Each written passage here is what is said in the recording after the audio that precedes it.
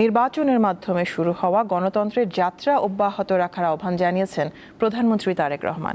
পাশাপাশি গণতন্ত্রের পথ মসৃণ করতে সব রাজনৈতিক দলকে ঐক্যবদ্ধভাবে কাজ করারও আহ্বান জানান তিনি। আজ রাজধানীতে জামায়াতে ইসলামের ইফতার মাহফিলে অংশ নিয়ে তিনি এই আহ্বান জানান। অনুষ্ঠানে সংসদের বিরোধী দলীয় নেতা শফিকুর রহমান বলেন, দেশের কল্যাণে সরকারের ইতিবাচক সিদ্ধান্ত বাস্তবায়নে সহযোগিতা করবে জামায়াতে ইসলামী।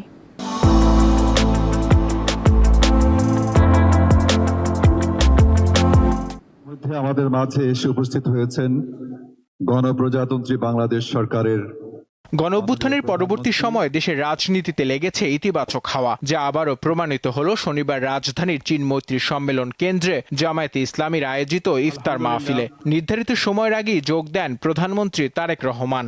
এ সময় জামায়াতের নেতাকর্মীদের সাথে পারস্পরিক সৌহার্দ্য ও কুশল বিনিময় করেন তিনি। ইফতার মাহফিলে দাওয়াত দেওয়ায় জামায়াতের নেতৃবৃন্দকে ধন্যবাদ জানিয়ে প্রধানমন্ত্রী বলেন, নির্বাচনের মাধ্যমে দেশে এক নতুন গণতন্ত্রের যাত্রা শুরু হয়েছে। এই ধারা অব্যাহত রাখতে রাজনৈতিক দলগুলোকে ঐক্যবদ্ধ কাজ করার আহ্বান জানান তারেক রহমান। কিছুদিন আগে দেশে নির্বাচন হয়েছে। এই নির্বাচনের মাধ্যমে গণতন্ত্রের যাত্রা শুরু হয়েছে। বাংলাদেশের মানুষ আজকে অনেক প্রত্যাশা নিয়ে, অনেক আকাঙ্ক্ষা নিয়ে, অনেক আশা নিয়ে আমাদের সকলের দিকে তাকিয়ে আছে, বিশেষ করে রাজনৈতিক দলগুলোর দিকে তাকিয়ে আছে।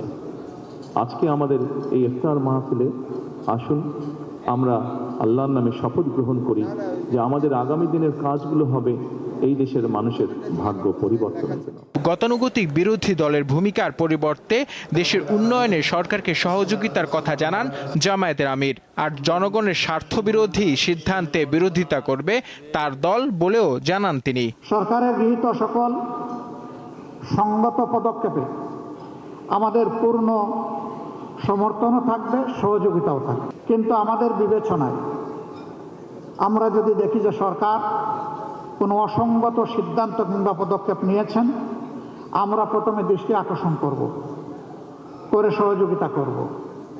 সরকার আমাদের পরামর্শগুলো গ্রহণ করলে আমরা কৃতজ্ঞ হব, জাতি উপকৃত হবে।